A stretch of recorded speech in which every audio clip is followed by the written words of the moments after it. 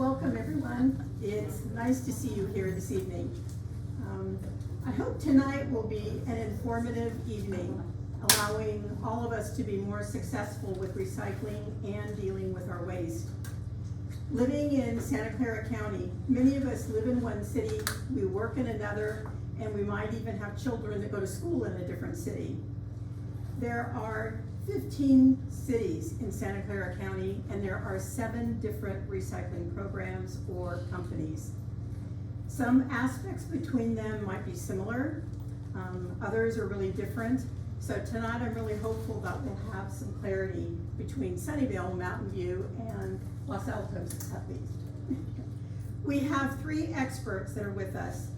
Naomi Stern is a sustainability and zero waste professional with over 8 years of experience helping schools and cities reduce waste and advance environmental initiatives. As Senior Management Analyst for the City of Mountain View's Solid Waste Program, she leads the city's education, outreach, and regulatory efforts for commercial and residential organics recycling. Naomi holds a Master's in Business Management and Sustainable Solutions, is a true zero waste advisor and lead green associate, and a frequent composter. Mary Linda has more than 17 years of solid waste industry experience. She implemented Sunnyvale's first commercial organics recycling program in 2011. Her responsibilities include education, outreach, monitoring of Sunnyvale's commercial sector for regulatory compliance, as well as championing zero waste programs. She is Sunnyvale's liaison to the California Green Business Program and the California Product Stewardship Council. She also serves on the executive board of the California Organics Recycling Council, a technical council of the California Resource Recovery Association. Tim Giacominini has 15 years of experience in solid waste industry, leading sales, outreach, and operational teams while specializing in recycling, landfill, construction, and union management. As the past chair for the Los Altos Chamber of Commerce, he is passionate about community engagement and advancing innovative waste diversion strategies. Tim was a chef restaurateur for 16 years before transitioning into waste management, and enjoys playing golf with his wife Ginny and 2 boys. So tonight we're going to begin with each of our panel members speaking briefly about their city's recycling program. Then as a panel, they're going to answer the most frequently asked questions that they've gotten, and then after which we'll open it up to questions from all of you, okay? So please join me in giving them a warm welcome.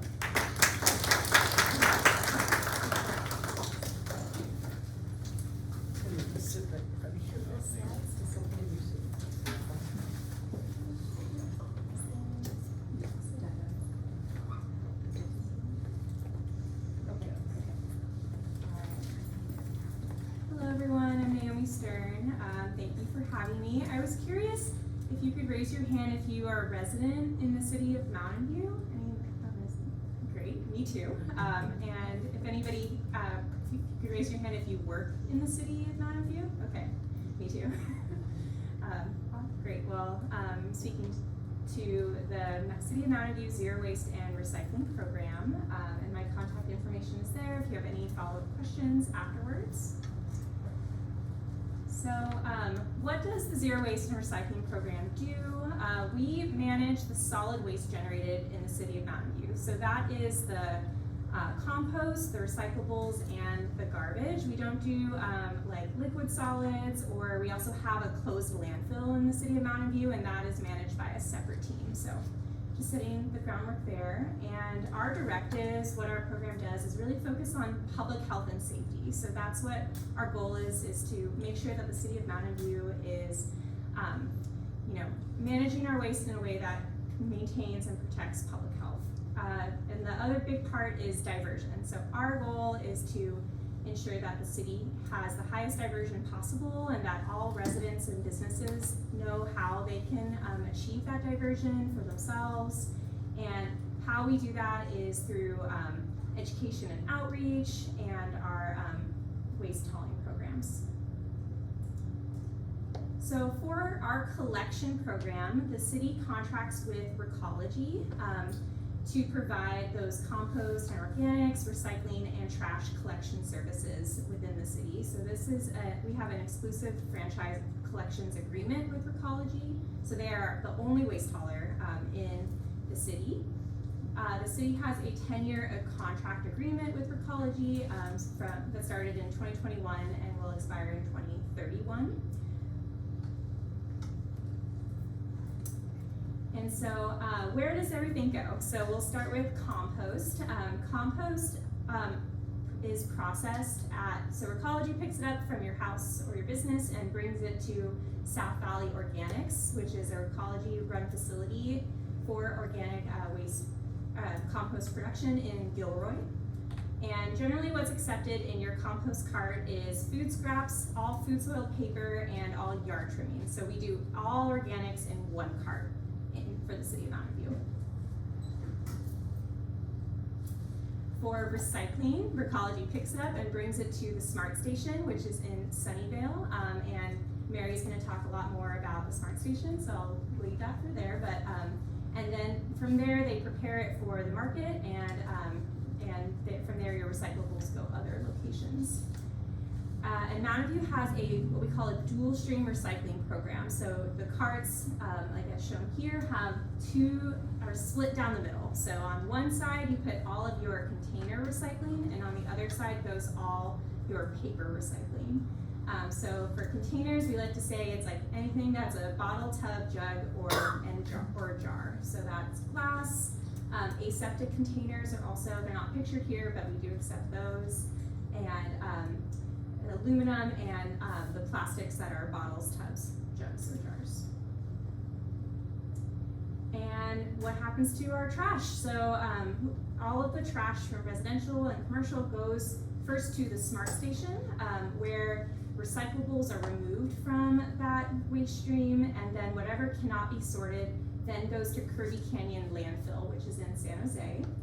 And your trash in Mountain View is everything else that wasn't in the recycling or the compost, and that's mostly plastics. And just always reminders here to say no batteries or e-waste or household hazardous waste is accepted in your curbside trash cart.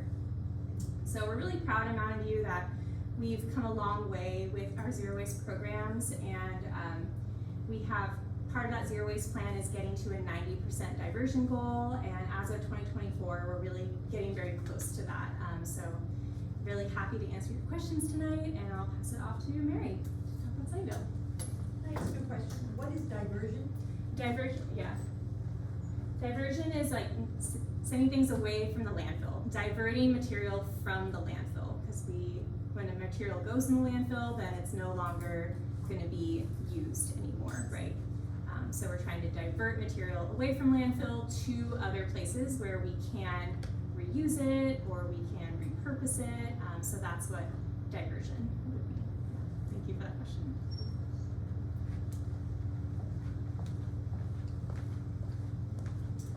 Yeah, I'm Mary Lindemuth, and how many Sunnyvale residents do we have here? Hey, Sunnyvale. Anybody work there? Yeah, okay. So I'm here to talk a little bit about our Sunnyvale program. So I thought I would put this in historical context because I think it explains why the recycling programs have different outreach and why recycling evolved. So the Sunnyvale landfill was alive for about 80 years, although it's still there, we're still paying for it. And when it got full, there was a scramble to find some place for the waste to go. And so the Sunnyvale landfill closed, and then in 1993 the Smart Station opened, which is a trash transfer and a material recovery facility. So Sunnyvale was the first city in the state of California to meet. There was a state law, AB 939, and by the year 2000 required a 50% diversion away from landfill. So the cities were supposed to find something else to do with all that garbage. And I think most of you will recall how freaked out we were by that barge that went down the Atlantic coast, remember, full of garbage, and then back up to New York because there was just no place for the garbage to go. So people began to think, historically, we always reuse things, right? What happened? Like 100 years ago, what did we throw away? Well, we had coal and wood burning stoves and we cooked using that. There was a lot of ash. We didn't have synthetics, so most of your clothing could be repurposed into rag rugs. There'd be a rag and a bone man that would come and pick up, stuff that couldn't be, repurposed. And then we had pigs. I mean, there were cookbooks from the 1800s, and a well-appointed home always had a pig. Why? The pig ate the garbage, right? And what was the garbage then? Food scraps. So, there was this huge shift in the 50s to making disposable items, and as we began manufacturing more and more throwaway stuff, garbage became a problem. So in the 80s, we had a resident-led bag, bundle, and curb program, and I think everyone will remember how when we started to recycle, we had to separate things. There'd be crates. In Sunnyvale, we had burlap sacks, and the Sunnyvale Heritage Museum still has some of these. And so our residents always sorted.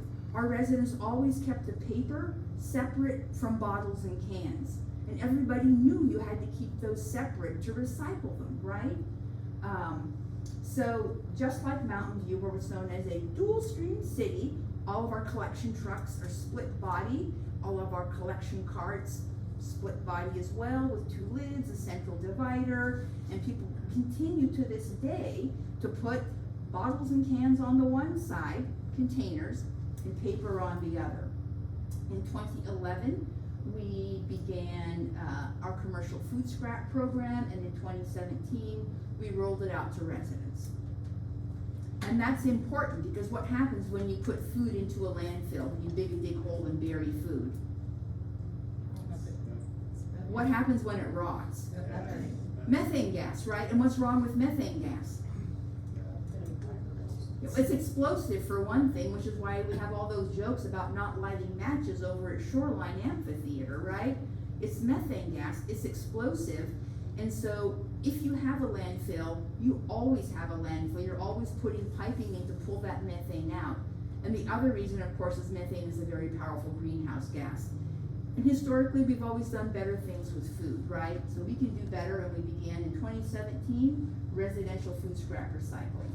So today, we get about 600 tons a day, combined Sunnyvale and Mountain View.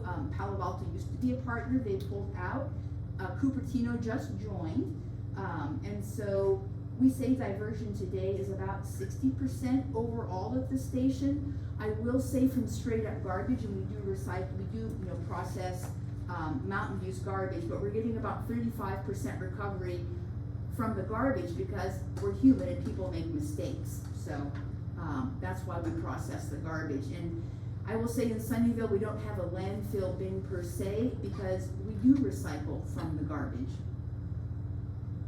So we have a 5-stream system for our residents, and if you live in Sunnyvale, this looks pretty familiar to you. We do keep the yard trimmings separate from the food scraps.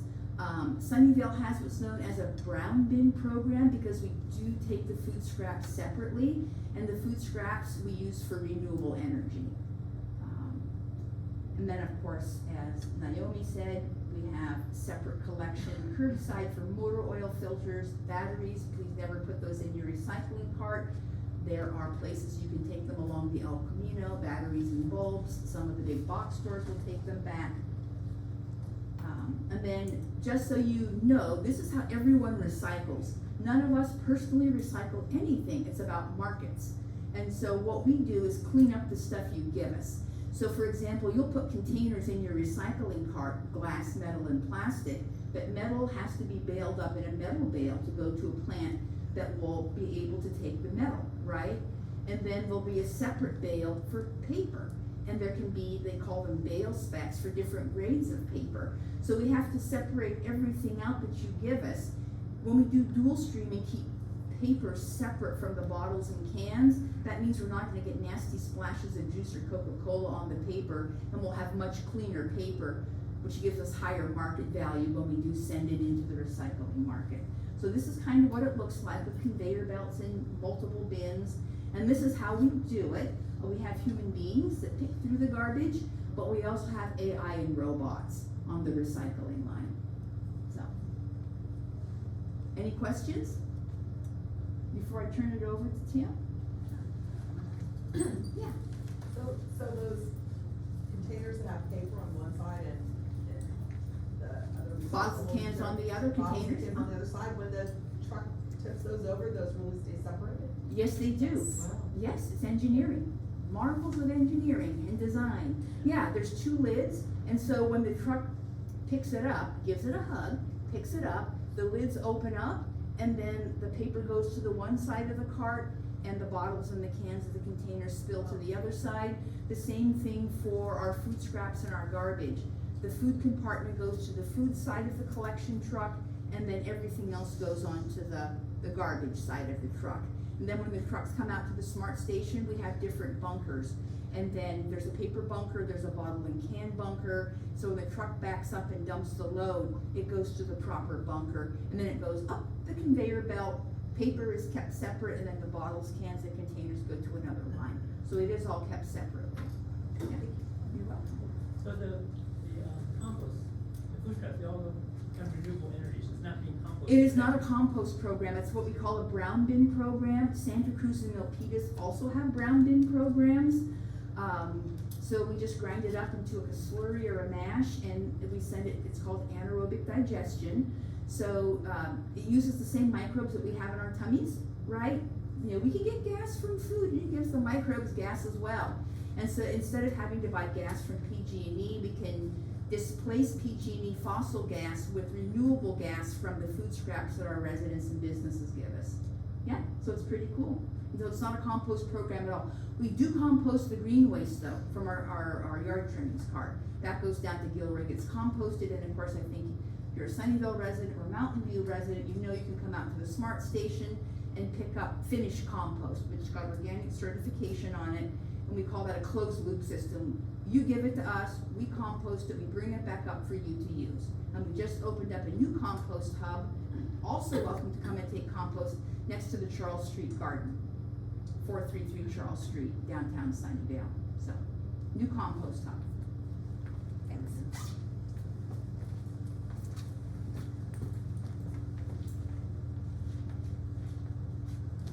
Well, good evening. Michelle, thanks for bringing us together. It's been really nice working with Mary and Naomi. So thanks for putting this panel together. I hope everybody takes away a little bit of, better best practices and gets involved with the Q&A later as I finish up. But did just want to say thanks for coming out. With that said, how many live in Los Altos, do business in Los Altos? Okay, good, all right.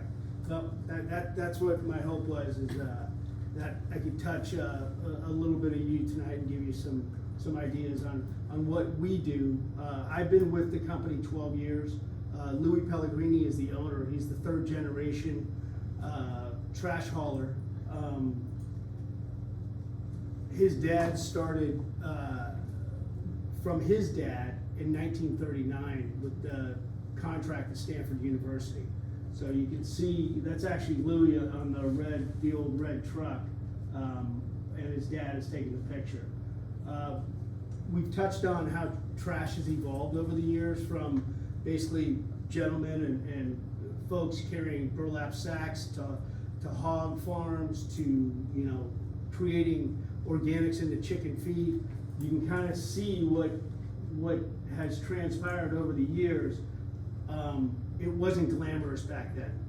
And quite frankly, if you told me 20 years ago when my dad told me to get in with BFI, I told him he was crazy, but here I am. It's sustainable. Environmental science is now a degree, and it is as sexy as it gets. So proud to be here. Los Altos, we've had the contract since 2010. We service 9,200 residents. We run 10 routes a day for the residential area. We've got 6 commercial routes, and then we, if you do live in Los Altos, you know we have the bulky bag pickup that you can call every 6 months if you have bulky items that need to be picked up. We also do a specialty paint pickup. If you ever have any extra paint, just give us a call, put it out, and we'll go ahead and make sure we get it to you. Our recyclery, so all the Los Altos material comes into Santa Clara. We pick it up here in Los Altos, bring it to Santa Clara, we floor sort it. So the garbage truck tips it, we go through it, and as Mary said, go ahead and categorize it into bunkers. Then we transload it out to Alameda, where we have a big MRF, material recovery facility out in Alameda, where we do roughly 300 tons of processing a day. And that's just not from Los Altos, but that's other cities. San Ramon is one of the cities that we process. But 300 tons, it's a lot of material. It's not quite 600. So PSSI, you'll see their trucks around at Stanford if anybody's an alumni. PSSI was the original company. It's run by Andrew Pellegrini, so now we're into the 4th generation of trash haulers. They just renewed their contract for another 20 years, so we're pretty proud of that. We renewed our Los Altos contract for another 10 years, so we're very fortunate and proud of that as well. So, curbside recycling, split cart is a great way to go. We found that a 3-bin system works better in Los Altos. It's simple, you don't have a lot of choice. If it's recycling, it goes into blue. If it's wet food scraps, or if it's your yard trimmings, it goes into green. Everything else goes into black. Pretty straightforward. The reason we did that is we said, well, first off, Los Altos is a very tight, the village, right? It's a very tight community, so our trucks need access, and to get in and out of there, we need to keep it fairly simple. So, anybody have any problems with their 3-bin system? Do you have any like issues with making sure that it goes in the blue bin or it gets picked up on time? If you do, please let me know. One of the things you're going to take away tonight is a lot of the recycling, 1 through 7, a lot of them just aren't recyclable. There's just no afterlife for them. So unfortunately, that's just the honest position that haulers are in. We have decided not to really shake up the community and say, hey, listen, we really only want 1, 2, and 7. We've left it simple, where you put everything in the blue bin and give us the choice as to what to do. One of the main reasons for that is markets change. So what used to not be recycling, someday may be recycling. So we figured, let's keep it standardized, let's get it to our recyclery, and let's us go through it and make the determination if we can resell it or find an afterlife for it, so they can go ahead and repurpose that material. One of the things I'd really like everybody to walk away with tonight is manufacturers need to change. Starbucks coffee bean bags. I'm gonna be honest, I buy it all the time, but I hope someday I am not putting Mylar in the trash, because there's no afterlife for Mylar. So manufacturers have to do more, therefore lessening what goes in the trash. Therefore diversion, right? Going to the landfill. Less going to the landfill, better for everybody. One of the tidbits, all our material, organics and trash, goes to Newbie Island out in Milpitas. They have 25 to 30 years left on their contract. They've gone up as high as they can go. So when that landfill goes, it's back to Kirby Canyon, it's back to maybe barging material out to Oakland and then out to Chico, where they're talking about burning material again, which seems like we're going backwards. So the more we can do as a community to lessen that landfill capacity, the better off we're gonna be. obviously, when things aren't going into landfill, we're not creating greenhouse gases, we're not creating a lot of methane and polluting the ozone, which is the big reason we're all here tonight, is to do the right thing and learn about best practices. So, I went backwards, sorry. Let's see here. So, Mary touched on the history. This just didn't kind of evolve. There's legislation that the cities have to follow. As the hauler, which is a unique situation right now, you have two city representatives, and then you have a hauler. So the state sets the rules, the city has to follow them, then it gets pushed down to us to do the right thing. So it's evolved over the years. You can see, back in '89, it was simply let's reduce what we're doing. Global warming, and then really in 2012, mandatory recycling came in, and that's when people really started to do the right thing and question what was going in their trash and they didn't have organics back then. Then in 2014, 1826 came in with commercial organic recycling. That's where things really started to escalate and get better for everybody. Because then 3 bins, right? You had your baby diapers in the trash, you had your Mylar in the trash, everything else we can find a home for. Now, SB 1383, that's a whole nother level of what can be collected. And then SB 54, they're really coming down on what's polluting the environment. So this just hasn't happened overnight. It's really been an evolution over the last 30 years of what is right, what is wrong. It's going in the right direction. Eventually, I think in my time, in the next 10 years before I retire, I really think there's gonna be 1+ collection. It's gonna be 1 bin plus. You know, we always talk about 2 bin pluses. I think it's gonna be 1 bin plus. You're gonna throw everything into one, then you're gonna have the plus, which is, you know, some of the things that just are, it's trash. There's just nothing you can do with it.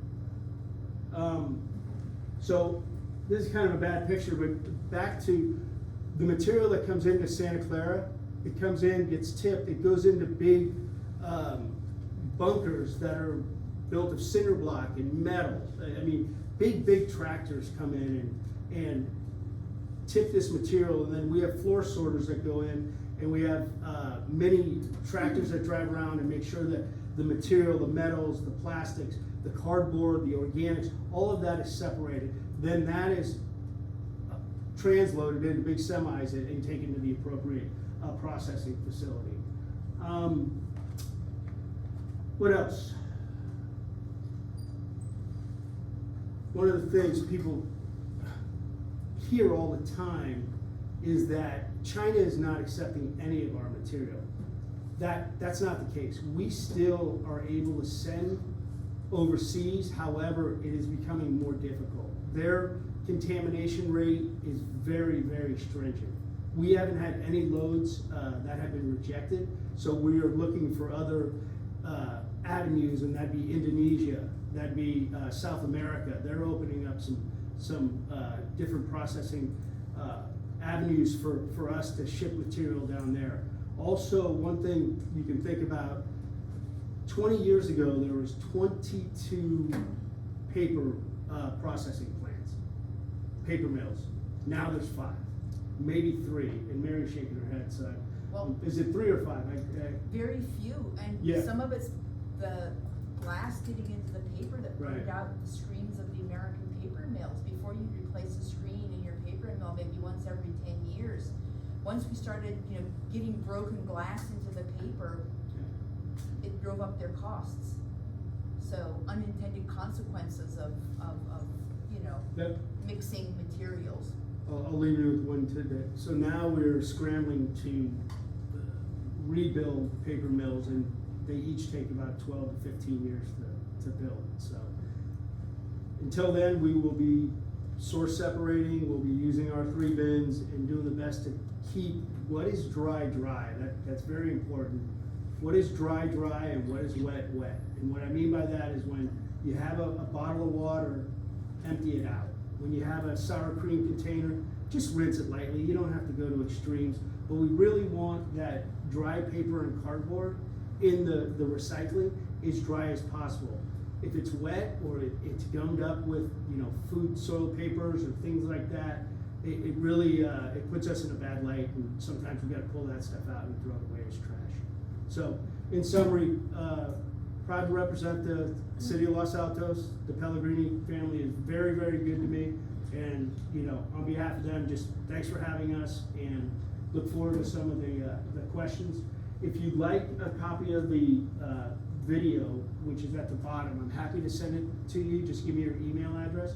But it's a 9-minute video of how we process material at our recyclery over in Alameda. Happy to share it with you, but it's pretty impressive. It's a good 9 minutes. All right, thank you. And I would like to say that we have Louis Pellegrini to thank for Sunnyvale's food cycling program, because Louis grew up here in Los Altos, and he was always appalled by food waste, because he knew that we could do better. And so he just had this idea that we could take the food scraps and do something better with them. He's visionary. So, everybody, I think, in the industry, the goal is to not have to landfill stuff. And people are always coming up with ideas to do it better, right? And Louis is definitely an amazing individual. At 71, he's still doing great. Yeah, Still running me up the flagpoles. I know, he makes you work hard. Yeah. I know. So we're Yeah. at 7:36. Do we wanna take questions, or we can answer some frequently asked questions that we get? But if you all have a lot of questions, we could just Yeah, open go it ahead and up open it now. up, yeah. Yeah. Did everybody, is the pizza box the burning? Yeah, what- pizza should we boxes. talk about pizza boxes? Yes? Okay, so pizza boxes are, Depending where you're at. depending on where you're at, but let's talk about the big picture and what pizza boxes have in them. So, some things you can theoretically compost, but if it turns out that a lot of compostable foodware and pizza boxes are sprayed with Teflon chemicals, which means that the compost facilities don't want them. I don't know if anybody saw the film Dark Waters with Mark Ruffalo, but, the Teflon chemicals they call forever chemicals, they just don't go away. So the composters don't wanna poison the soil. So there's hesitation. Just because something is labeled compostable doesn't mean the compost facility is actually gonna take it. Why? Because the market for compost is agriculture, and nobody wants to poison the food supply. So, it kind of depends, in some areas, they might take it for recycling. Always look at your local program and go with what they're telling you, because we sort of evolved historically in our different programs based on, where we can send things, right, to get them recycled or composted. So different compost facilities, different recyclers have, depending on their processes, right, things they can take or not take. So always look at your local program, and we apologize because we know it's confusing, but in Sunnyvale, we'll say if your pizza box is, sometimes you got a pretty dry pizza, and as long as you pull the Barbie tables out of it and that sheet of wax paper, maybe it really is a pretty clean pizza box. People that are thinking about this will say, look, you're smart, you can make the decision. If you think that pizza box has no grease on it and it's a perfectly good piece of cardboard, put it in your recycling bin. Otherwise, at the smart station, if we think you'll recycle something, put it in your garbage and we'll just pull it out of the garbage. So like Tim, we make allowances, and we also have professionals after we collect your stuff, we have professionals who are gonna be looking at it to take the sting out of it for you. So, does that help? I don't know. Well, I've heard pizza boxes with pizza on it can go in the organics. Where do you live? Where do you live? I live in your place. You're absolutely right, and one of my There's concerns three about, places. one of my Trash. concerns about tonight is everybody's gonna get confused, but Yeah. follow, I The don't eat pizza pizza, box, but the pizza Yeah. box is fine in the green, here Yeah, in Los Altos, in the green. yeah, Okay. it's fine here in the green because it's going to compost. But in Sunnyvale, we don't have compost available for your pizza boxes. Our compost facility only wants green waste. Yeah, and so, because we have a food cycle program, if you can't, in the Sunnyvale program, if you can eat it, then you would put it in the food cycle portion of your cart. Because it's the same stuff that we eat, that the microbes eat, that gives them the gas. We don't eat pizza boxes, neither do the microbes that digest the food we give them. That's why if you're in Milpitas or Santa Cruz or Sunnyvale, it's important to look at your local program. And, Tim and I, by and large, work with the commercial sector, so we always ask where people live.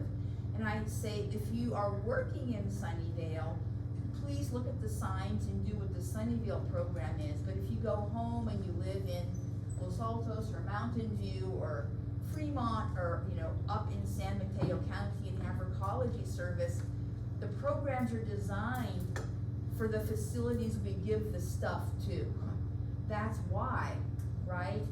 Like in Sunnyvale, we're the South Bay's second largest waste generator. San Jose's number 1, we're number 2. If we combined our organics, if we combined all of our food soil paper and our green waste, and the food, we have too much for any local compost facility to accept. We couldn't get a contract. Believe me, we tried. And at one point, I did have a contract that pulled to Newbie when we had a very small commercial program.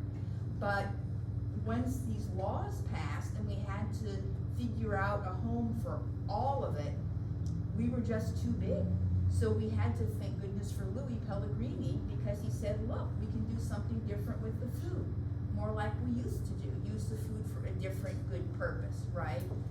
And that saved us. Otherwise, we'd be driving trucks 75 miles over the Altamont Pass into Blossom Valley Organics North over at Vernalis. That would be very expensive, right? When we did food cycling in Sunnyvale, it actually reduced our residential garbage rates. It's much cheaper to do it that way in Sunnyvale. But if you've got a different program and a different home for this stuff, yeah. Well, what happens, where do you do with the gas that you make from the food? And we use it to power the turbines of the water pollution control plant. Goes on. Can we finish the pizza box and hear what Oh, happens? Mountain View, it can go in your compost. Compost. Yeah. Yes, yeah, because our material goes to South Valley where it's composted, it's Yeah. not, it's separate from. They're much smaller than us, so they could find a home for it in a compost facility. We were too big to find a home in a compost facility. But like Mary said, if it's really clean, like if you can remove the grease, then it's better, it would be better if you can put that in your, for recycling. But no grease, because if you can buy recycled content paper with oil spots in it. That came from something greasy getting into the paper mill. And it'll come out because the way you recycle paper, you should cook it up with water. And so grease and water don't mix. And so if you get grease into the paper mill, you can get oil spots in your recycled content paper. About biobags that we've used for years and years. And Yeah. I thought I was doing a good thing. We all dropping them in did. the compost bin, and now What was, they're not. Biobags. Yeah, so I think, Yeah. Bio bag, the green biodegradable bags.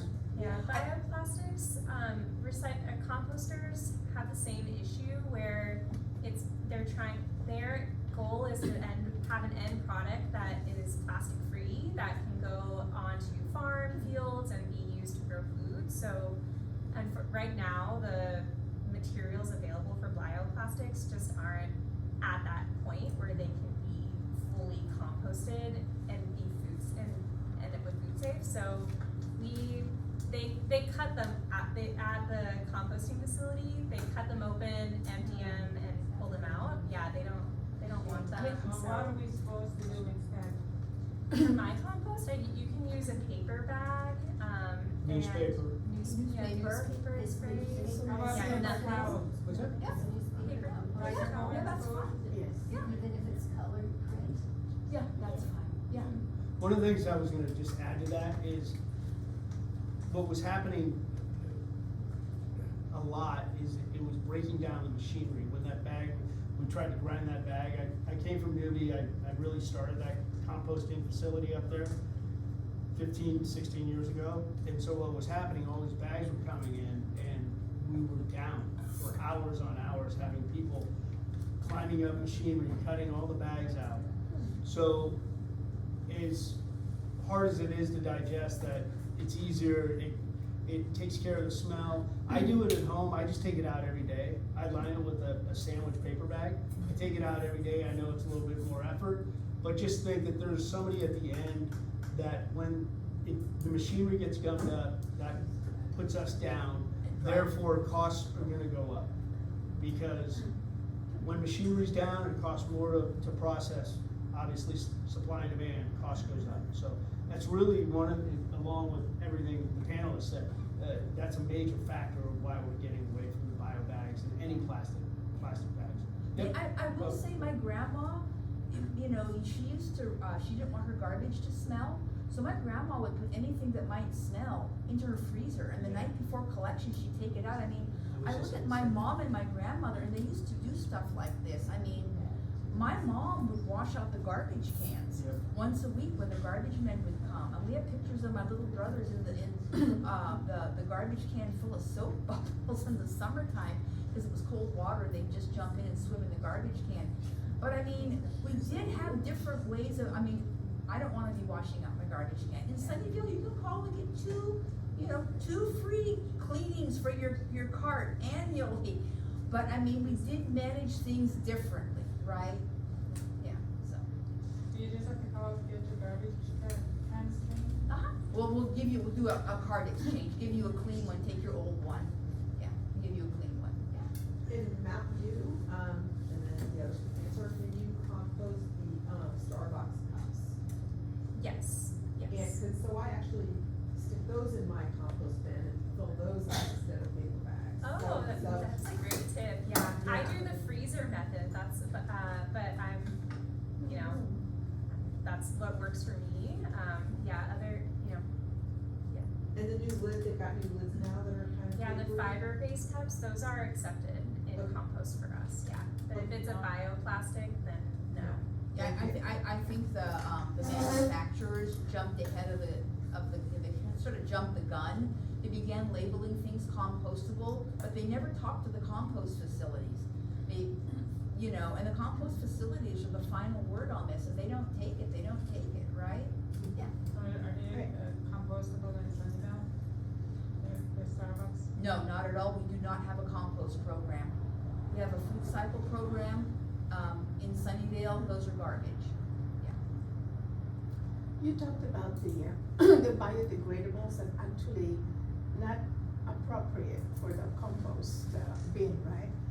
What about plastic spoons and forks that are labeled as recyclable? That's Do you also put that a in the compost. That's also what we would categorize as a bioplastic. So anything that says it's compostable but looks like plastic and feels like plastic is a bioplastic, and they can't compost that. So those would go in trash, yeah. So it goes in trash. Composters are screening them out. Yeah, we're really trying to get everybody to go to some type of wood product. It's just, unfortunately, it's gonna be screened out or it's gonna be taken out before it goes to processing at the Windrose is what it's called.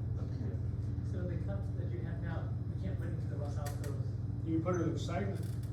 into recycling, but Yes, not into the, Compost, it's gonna get pulled out. Okay. But So- they'll bundle this. Oh, go ahead. Okay, so SB 50, not on the screen, SB 54, so the Plastic Pollution Prevention Act, that's why that was passed, because of all of these issues. And it says that by 2032, 25% has to go back to reuse systems, right? So 25% of the world's beverages are still, you know, I mean, I'm looking at all of you, when I was a kid, all those bottles got refilled, you take them back to the store and they refill the bottle. And so this law, I mean, we have so much single-use disposable stuff. it's very hard to manage. The garbage volumes are going up and up and up, and all of us keep trying to find homes for that stuff. But the volume goes up and up. We can't stay on top of it. That's why SB 54 was passed. The legislature was concerned, and it requires moving back to reuse systems. So I would say, the more you can avoid a single-use item, the better. If you can just go ahead and ask for dine in, I want a mug. I don't want, as good as compost is, it's still better to do reuse. It's better to reuse something than to make it once and then spend energy and, put it in a bin, fill up your bin with it, take it to a facility. You're spending money on the truck, right, and the driver. If you're just reusing it, then you're avoiding all of that, right? So that's kind of the goal, is to move back to reuse systems. Yeah. I saw 2 hands. So you're gonna drop it on us that these wonderful cups with the green, print on them go where? Recycling. And then they go where? They're bundled and then they're resold. So those are 1, 2, or what numbers are those? I can't read it. It's a 7, it's a PLA. Oh, Yeah, that's good. Okay. 1, 2s, and 7s are good. So how about the plastic that's all the Amazon plastic? Where does, that's all trash? Yeah. And so you can, is that, I don't know what you guys know about a few stores around here, but like Lucky has their plastic thing where you can dump the plastic bags back, and the picture makes it look like you can put your Amazon plastic there too. Yep. And then, That's what I advise folks from Los Altos to do. So- Bundle your plastic bags. It's the only outlet for it. It's There is really, nobody else that will we- take it. We don't want it. and so that just makes it easy to send it to China or Indonesia? I don't know We what don't know Lucky's doing. We don't know where it's going. But it's But- easy, but it's they're better not- for us Yeah. because it doesn't gum up our machinery or doesn't float into the waterways or come out of the truck. I mean, What- You have to ask Lucky what Yeah. they're doing with it. Amazon did come out to the smart station. They came out to all the Number 2 recovery. and number 4 fill bags Yeah. that Lucky's and Safeway and Target are taking, Yeah. Next Trex is picking them up. And that's what they're using to make the compressed wood for Adirondack chairs and decking. So they take it and they melt it down. And there's a Alright, plant doing a good in thing. Manteca that's finicky. And you can put your Amazon bags there, anything that's labeled 2 and 4, inside of your cereal boxes, dry cleaning film, dry cleaning bags, newspaper bags. All of those are 2s and 4s, and they'll take those. So if that's the soft plastics. Now, the one caveat is this, it's got to be clean and dry. If you had spinach in it and it's got mud in that bag, that, it's a thermal process. So what they want for Trex is, again, clean and dry. So no receipts, no, strawberry juice, no tomato juice, clean, dry, just like pallet Who has to packets. stick the label on it? David, We let's don't go. know, we don't know how, I think that they just pull that stuff off when it comes to. No, I think they submerge it. It's like the way paper's made. They're gonna either heat it up in water or submerge it and soak it I got the lessen- labels on. to Yeah. lessen the Is that adhesive. better? I'm just thinking, Yeah. because there's so much volume that Yeah. they couldn't be pulling No. off no. labels. I mean, you're talking. So if you, it would be Semi- better, like, if I'm just trying to do my best part. Yep. Cut the label off, throw that in the trash can and leave. Perfect. Okay, That's what I do. Great. cool, thank you. Perfect. We have reusable bags in the back too by the sign-in, so please grab one before you. Go ahead, whoever's next. What happens to the stuff that goes to China? Yep, Yeah. so, So the contamination rate that they allow is 0.05. Because we were sending them, we collectively, adult diapers, we still. baby diapers, needles, But not medical those. waste, Yeah. in the bales. Yeah. Not us, we never had a problem. Smart station, clean material, proud to say. But that's why China cut the world off, because the world was sending garbage to China. And they finally had enough and said no more, and they signaled back in what, 2016? Yep. By 2018, they implemented green sword, and it was wrong, because it was getting burned. And, you know, they would pull out, labor rates were low, so you could pull out the high value material and then burn or bury the rest. So, you know, So they're just burning it. not anymore, they're not, not anymore. What are they doing? Then repurpose it. Right now, they're recycling it because Because- they're not accepting material if it's not clean enough to actually use. They'll make you pay, they'll send it back to you, and you'll pay for the return trip. So people stop doing that. And why are we not doing that here instead of sending it on ships, and that's causing a lot of. Because we had Pacific trade. So the way it happened back in the 80s, right? The manufacturing in this country moved to China. China had cheaper labor. And so when the manufacturers picked up manufacturing here and moved it to China, right? That meant that the goods were now being shipped in containers across the Pacific to us. The goods were unloaded here. China cut down their forests centuries ago. They needed raw materials, and it was cheaper, and the containers were empty. So as we introduced single stream recycling, you get larger volumes, but your actual yield from the material, you know, it's more contaminated and harder to manage. So the containers got stuffed with recyclables, and then gradually the mills on this side of the Pacific began to close, and China began to open up their own manufacturing in mills, right? So now there's an effort to bring manufacturing back. So we do have plants. We've got some in the Central Valley, some down in Mexico that produce flake from plastics. But it's about a global capitalist economy, right? You know, you go where you can make money. If you can't make money, you'll close, right? And that's why our paper mills closed, because they could no longer keep up. It was cheaper to put the bales into these empty containers that would go back to China. They would use the raw materials that they were sent, manufacture stuff, and then we would buy the goods. And that was the Pacific trade back and forth. China had, they were accepting really filthy, dirty garbage to pull enough good material out of it to use. Once their standard of living rose and their labor rates began to get higher, it no longer penciled out. And then if you've got, material, now it's going to Malaysia, to Indonesia,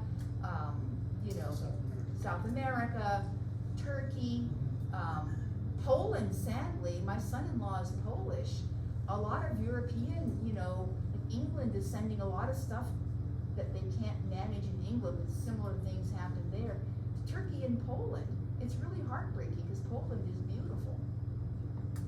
Do you know if there's any discussions going on nationally about what we do about those things that are going in the landfill?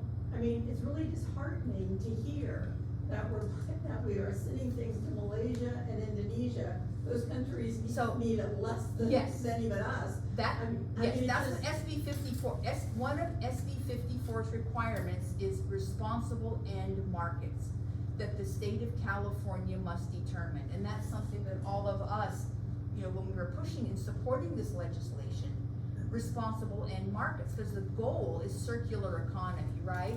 Where we're not having to landfill stuff, that we're taking discards and using them for good, right?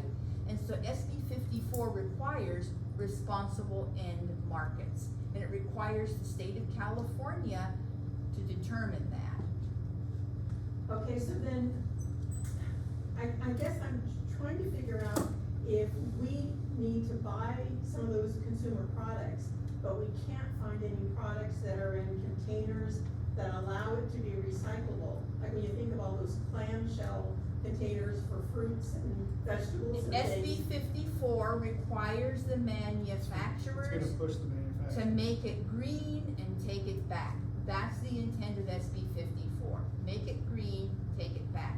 Because we're all confused. you're confused, and we're the ones trying to manage it.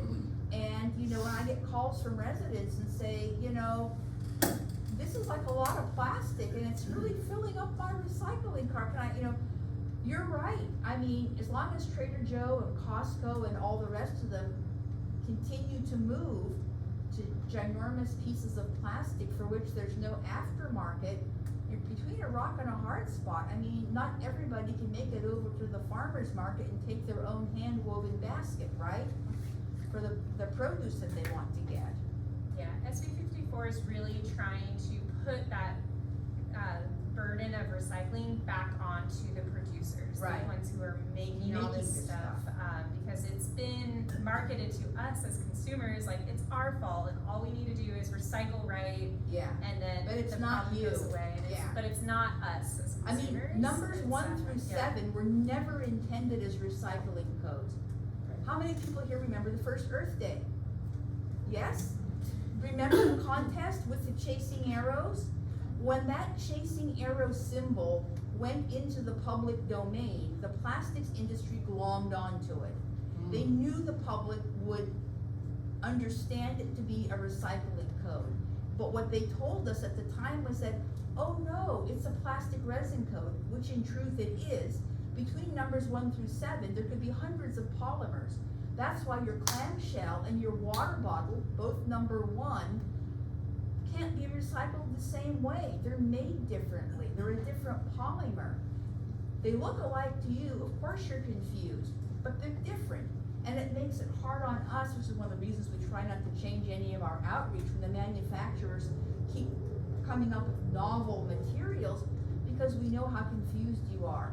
So, you know, in Sunnyvale, we, you know, don't change up our outreach. We've invested in AI, we have robots, just as, you know, all the facilities do, because we know how confused you are. And so, you know, it's because the manufacturers keep coming up with all these novel materials, and that's what SB 54 is intended to fix. So, that's how we got where we are. So the question about, on the also side, as far as cross-contamination, since it's a single stream. Yep. Do you get, I mean, I got a letter from, we got a letter from Mission Trail about how there's just been so much cross-contamination, please, only put clean recycling. So the question is, like. So it's not single stream, it's mixed. Oh, I'm sorry. Yeah. Right, but it's not dual stream, so. No, it's not. Right, it's a mixed stream. Right. And so, is it acceptable to put things like, tuna fish can? Yep. It's got It's oil in it, can you just- put it into a plastic bag first and stick it in? I know you don't take plastic bags. Rather you not No. do the So, plastic bag. so Just we have to rinse it, wash rinse it out. But rinse won't get rid of oil and grease. I mean, You can wipe it out with a paper towel and, you know, get the can in there, but a residual amount of oil is okay. If you rinse it out real quick and just wipe it out We with the, you yeah, know, we towel. say if Yeah, we say to Yeah. scrape it, Yeah, turn it upside down and it's no longer dripping, Yes. It's okay. or like a white Yeah. tuna fish is hard, tomato paste is hard. or I say like less than a quarter sized amount, like that's, you know, if you need a visual of like, okay, there's less than that much. but what you could do is put it in a brown paper bag, a sandwich bag, you know, the tuna fish can, put it in there, it'd be fine. We would say no at Sunnyvale to that, Yeah, sorry. also to mount. We want it Yeah. loose, we want everything loose. No, I'm saying after Yeah. you, oh no, I mean, it's gonna fall out, but yeah, I have not had the What if you tuna fish take, can. what if you take? That's right, I've Don't not take had it. the tuna fish can come up, but that's a good, very good question. You know, it is, I take my sponge, when I'm doing dishes, but Yeah. I'm really careful because I've sliced my fingers really bad. And so I'll just take my sponge and sort of carefully, you know, if I've got dishwater going, I'll put something to soak. If I've got like a tomato paste can, I'll leave it in the sink and the dishwater kind of gets in it, and then it'll come loose, and then I'll, you know, and then I'll put it. My recycling does not smell. So if you wipe it out with a paper towel, you can put that paper towel in your compost. You can if you live in Los Altos or Mountain View, but not if you live in Sunnyvale. Use a dishcloth and then just wash the dishcloth. Then wash the dishcloth, okay, yeah. So, back to the cups that are in front of us. Any plastic cup, if it's gonna be a single-use cup, it could be any of these clear plastic bags? There's no better, they're worse, or, but you don't. Compostable or plastic, at least for the bioplastics, it's pretty much What's the worse same is thing. color, like a red solo Yeah. cup, that's terrible. Those are No, really but the bad. clear ones, Yeah, no, you're fine. in But recycling. not in Yeah. Sunnyvale, we don't have a market for them. They're You made don't, differently, Sunnyvale doesn't have a market, we can't find somebody to take them from us. Newbie is huge, Yeah, but Much bigger than ACI is we where are. we go yeah, with our so, recycling. yeah. And it goes into a mixed recycling bale, but yes, clean and dry in the blue, please. So you can, if you live in Sunnyvale and come to church here, you can bring your cups. What about those cups in Mountain View?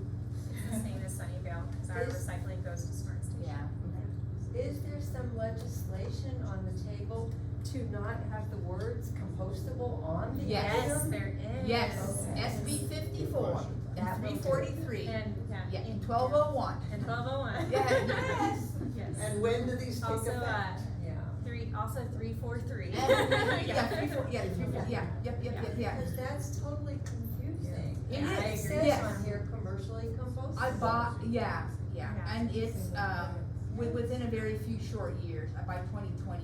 Yeah, I think you're gonna see a lot of changes over the In the next 5, Next 6 years. 27, 28, the manufacturers will not be able to sell into the California market with the wrong labeling. Yes, we do have labeling, and they've been going out. The state has been going out to the landfills, to trash transfer stations, to see what's actually getting picked out to actually get composted or recycled. I mean, they're going forward based on evidence, not just some manufacturer saying, oh, well, it's a number 5, so I put a recycling sign, you know. They never check, they just slap those labels on, and I mean, they come out, I do smart station tours for manufacturers, and it's really interesting talking to the designers, because they don't know either.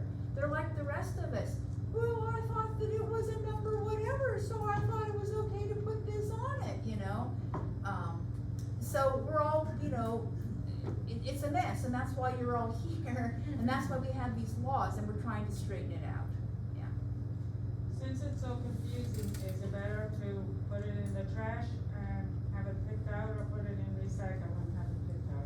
It's always better to separate your materials when possible, because the minute they're in the trash, it's contaminated with other things, So put it in and it's, recycle and you'll yeah. pull it out if it's wrong. I like to phrase it as, let us have the option of what to do with the material.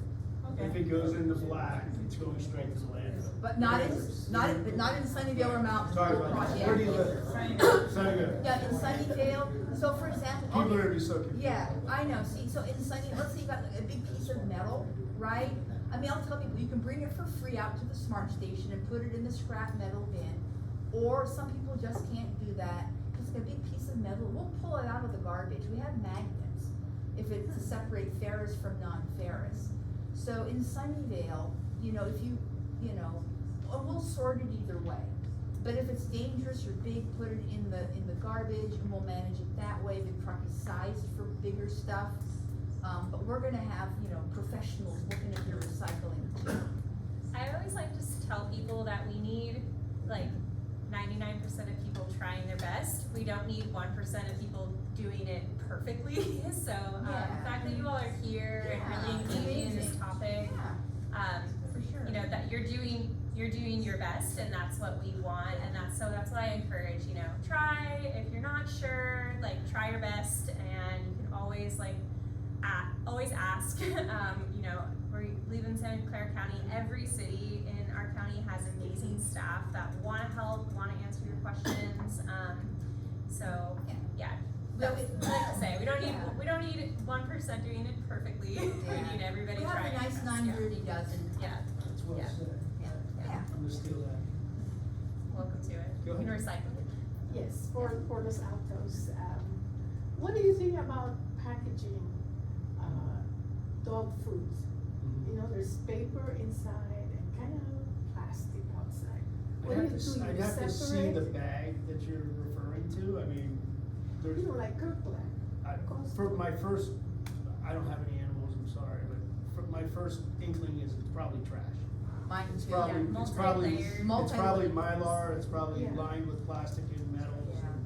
and Unfortunately, it's probably, and then the sealant is a plastic that, you know, yeah, unfortunately, it's probably. That's what it sounds like. But if you can grip it like this and it's different on one side or the other, then it's probably that whole 2 layers and it would be. But I mean, I think you can see how the manufacturers come up with novel products, right? And so we get these calls every day where people will tell me, well, I have whatever, I said, I've never heard of that before. Yeah. And then I'm on Google searching it for an image of what they're talking about, you know? Because you don't know, I mean, we're the ones trying to deal with it, it's SB 54, push it back to the manufacturers. Is make there, it is green, there an make it- organic bag, like, is anybody, I really don't know, like, Yeah, is we there a don't know dog what it is. food manufacturer that's pushing some type of sustainable packaging, or have you done a search on that? It takes a lot of time. It's, Right. I think everybody, all the manufacturers are using. Yeah. They're moving the They are, plastics, yeah. because Cheaper it's, inside because it and keeps it it's fresh. okay. Right? Yeah. It Well, keeps- it's that's the cheaper, coffee too. beans, it's We cheaper. We subsidize oil production, Yeah. so. Yeah, So just trash. trash. Yeah. If you're not sure, trash. Trash, right. Multi-layer trash. So you, what is that? Yeah, So go this ahead. gentleman, sorry. Yeah. I live in Los Altos. Okay, also, good. And you guys do a great Go job Gales, with. go Gales, Bo. Yeah. That's good. You guys do a great job with normal batteries and things like that. Yep. Are you looking to do something with all this technology, batteries we've got coming out of computers and stuff? Yeah, so, well, first off, obviously, you called and we pick them up, or you stick them on your blue can on your day of service. As far as the larger batteries, we advise you to go to make an appointment with the county of Santa Clara, the hazardous waste department, and bring those batteries specifically down to them. If it's manageable, something that's not too big, we'll pick it up for you. But just call in and ask for me, or call in and just say, hey, I talked to Tim the other night, and he said a computer battery can be picked up. You'll put it out the day of service, and we'll get it I for mean, you. there is legislation for batteries too that's coming Yeah. into effect because we're getting so many fires. We had a big fire September 11th last year at the Smart Station. A battery, fire department thought a lithium-ion battery ended Yeah. up in the middle of a 40-ton tractor trailer loaded for Curvy Canyon landfill in the morning. It caught fire at 3 in the morning. Thank goodness the security guard was there and called the fire department, but it caused $100,000 in damage. So the lithium-ion batteries are a huge issue. We're getting like a fire a week nationally from those. So in California, we have battery legislation, and it's gonna be much easier again, like Naomi said, in a very few years, you know, to manage these things better. Well, you'll be told, you bought this, you can take it back to where you purchased it or whatever. So there'll be collection sites in the I retail think Best Buy outlets. does that now. Yeah. Do you have a battery that I'm happy to take your address and get it picked up if you have something right now, and do it next week, but do you have something that you're thinking about getting rid of, a battery? I do have one. Okay, let me get your address and I'll get it on the schedule. I'll send you an email, or, Okay. did you give me your email on the sign-up sheet? Isn't there an e-waste recycling that St. Simon comes in? I think so. Is there an e-waste, St. Simon's? Yes, on September 6th. I don't know. September, when is it? September 6th. September 6th, there you go. Yeah, all right. They have papers at the front. Right at the entrance. Great. Oh, Yeah. They won't take batteries. No, this. I think it's electronics, like, Oh, it's computers, e-waste, yeah. e-waste. They don't take the batteries. I'll take it back. Just, I'll give you, I'll send you an email tomorrow. Yep, no problem. yeah. I'm wondering, like, if you have a pressurized can, like from whipped cream or from, like from oil or something, like, how, I mean. Hazardous waste, hhw.org, make an appointment with the county. I stopped buying aerosols, just because they explode, they're under pressure, even if they, you know, don't have product in them, they're still propellant and they are pressurized and they will explode. When the trash truck picks up garbage, it has a packer blade in it, right? to sort of like push the stuff back so it can continue picking up, leaving more space before it has to go up to a dump. So hhw.org, the county will take those as hazardous waste. You just make an appointment. So those whipped cream kind of cans, those are considered hazardous waste? Yes, they're pressurized. So you don't take them at the smart station? No, they're hazardous waste. We don't have a permit to take them. The county, we're permitted to function through county health, and we don't have a permit for those. They're hazardous. They have to be managed separately. Is that also like the spray oil cans, like, canola oil cans? that you If it's spray? under pressure, like the Okay. metal can, and if Yeah. it's a pump, no, it's not. If it's like the spray pump, like the plastic bottle with the plastic unscrew one, Right. that's not under No, pressure. no, I'm talking about stuff that's under pressure. So are there other examples of things besides whipped cream and like canola? Like Pam, yeah. Right. Anything else you can think of that we should be aware of? Yeah, those are if it's under pressure, it's hazardous waste. I was just wondering if there are other common ones I'm not thinking of. Okay, thanks. Shaving. Shaving cream. The gel, Wow. I assume it's not pressurized. No. Like the foam. My husband uses the gel one. Yeah. My husband Like the gel. My hairspray can. hazardous waste. I did not know that, and I just threw one out yesterday. And I go to hazardous waste in Sunnyvale once or twice a year. And I was thinking about that person with the batteries and stuff, but, and I don't know, is hazardous waste when I go there twice a year in Sunnyvale, is that put on only for Sunnyvale or could some? Yeah, so the county runs unless you're a Palo Alto resident, they have their own. But the county does run hazardous waste, and it's an appointment with them. We just host it twice a year to be closer, or as many times as we do, to be closer for our residents. But you can make an appointment on a weekly basis. They have a permanent facility down in San Jose off 101. Right, they told me that. Yeah. I just waited for that. Right, yeah, it's more It's easier for convenient, me to just, wait. yeah. Box, HHW, and then when you have enough, you just make the, I do. just drop the box Now off. it's made me feel years for kids. Gosh darn it. What, could you Who knew? repeat the website They make one those more in time? pump too. hhw.org. ORG, yeah. And Mountain View has that as well. Yeah. We just had ours last week. Is there any chance in the future, I know you guys have contracts right now, that the county could all be under one recycling program?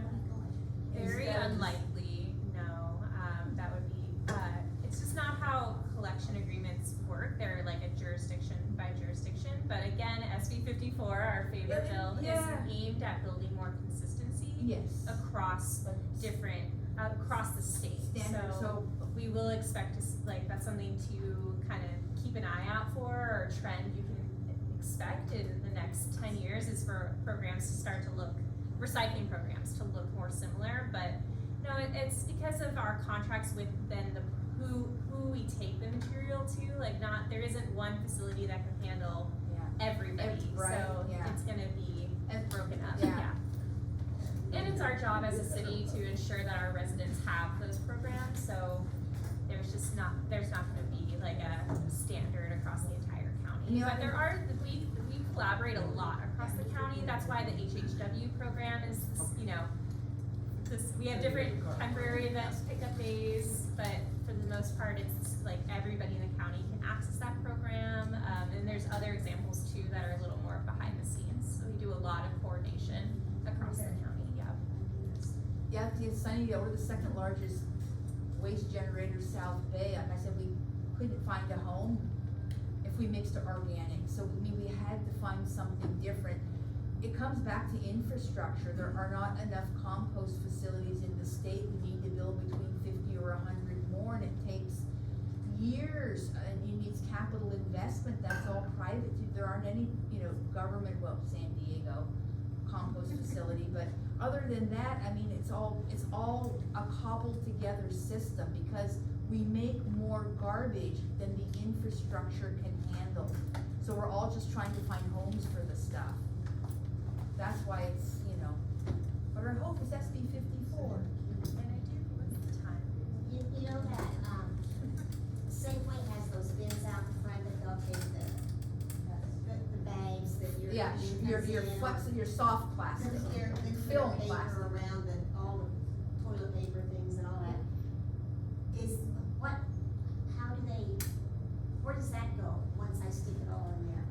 They have contracts with Yeah. some other They- facilities, they so backhaul. that, yeah, They have they yeah. call it a DC, distribution site, this is Safeways is center over in Stockton. And they put it in the truck and they have contracts, they're a large volume generator, but again, it's got to be clean and dry. If it's not clean and dry, it has, spinach mud stuck to it, when it gets to the factory, then, it's gonna be screened out. Actually, the Los Altos Rotary Club has started collecting and weighing that soft plastic, for a deal with Trex. If you collect 1,000, if you register and collect 1,000 pounds, you can get a bench. Well, they got 1,000 pounds in a few months by just asking their members to bring in the soft plastic. How do they do that? They take it to the local Safeway, but because they bring in 2 or 3 bags this size every week, they know how to get behind the gate, and they don't put it in the little collector by Yeah. the door. Yeah. They made that arrangement with the local Safeway, but it does go and turn in, and Los Altos built outside eating facilities in the Right, yeah. center of town. They all have Trex So let me be Debbie Downer. Yeah, do it, because me it's get it just down. moving plastic to plastic, I know. So, now we're concerned about microplastics, and this is an emerging pollution issue. So when you mix plastic with wood and resin, at some point, 20 years out, is that going to degrade? Yeah. That's the question, Yeah, right?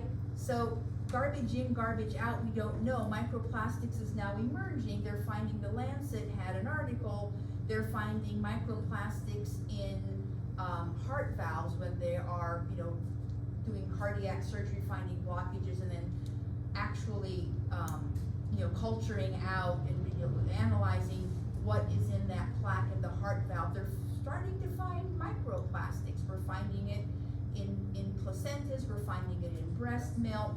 So it's concerning, right? So that's my thing with, soft plastics. I fear that we're finding outlets for it, but now we're seeing, microplastics up in the Arctic and in whales and in seals and, so, we didn't know to look for it before, but now we're starting to look and we're finding it. So that's my Debbie I'm Downer not- take on. as long as you've got that plastic in your hand though. If you could ask the cleaners not to put your clothes in a bag, that would There's be. one over, in Sunnyvale, just on the Mountain View, Sunnyvale, Yeah. what's it called, that little dry cleaner? They'll give you a bag for your dry cleaning, which is what used to happen. Yeah. They So, used to yeah, put I that- don't wanna promote it as Yeah. like, oh, let's Yeah. get more plastic. Yeah, of course, yeah, understand, yeah. It's not perfect, but that's what happens. Right. If that's what Yeah. is happening to it right now. Yeah. Yeah. What about fabric? Do you have any good ideas about fabric? So there was a bill passed, 707, for textiles, and so we're gonna be looking at the same thing. The manufacturers managing textile take back, working with Goodwill and other salvagers, so So again, what- because it's fast fashion is a huge source of pollution, right, in landfill. But you mentioned Goodwill, and I had heard that they Yeah. will bail up fabric. Yeah. And so we take, a shirt that's frayed, it's not gonna be for somebody else to wear. We put it in a bag, take the buttons off and say fabric waste or something Yeah, like that. maybe they have access to, maybe the rag markets, Yeah. so, Yeah, but it's Yeah. possible, Yeah. it's hopeful, yeah. while you're not making your own rag rugs, right, you're not twisting it and sewing it into a rag rug for your back porch. One more, Than Nancy, go ahead. 100 years ago. Just on the fabrics and things. So I heard that the synthetics, that a lot of those really are from the plastic. Yes, that is correct. So, Yep, it's a problem. Yeah. Yep, okay, 'cause you're there's exactly plastic. right. Yep, cheap plastics in fabrics. Okay, It's an emerging issue, you're right. thank you You're welcome. so much. I really appreciate it.